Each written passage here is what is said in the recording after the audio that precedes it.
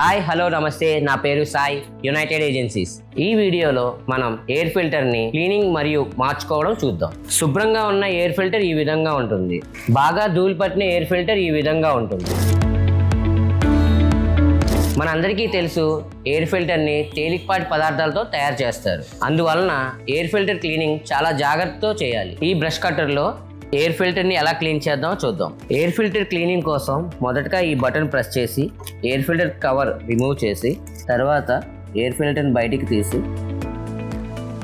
Air ఫిల్టర్ని గట్టిగా tap చేయడం వల్ల కానీ లేదా గట్టిగా గాలిని ఊదడం వల్ల కానీ ఎయిర్ ఫిల్టర్లోని మలినాన్ని పోగొట్టవచ్చు. బాగా ధూళి పట్టిన ఈ ఎయిర్ ఫిల్టర్ని క్లీనింగ్ చేయడం కన్నా కొత్తది మార్చుకోవడం చాలా మంచిది. ఇప్పుడు కొత్త ఎయిర్ ఫిల్టర్ని ఎలా ఫిక్స్ చేయాలో చూద్దాం.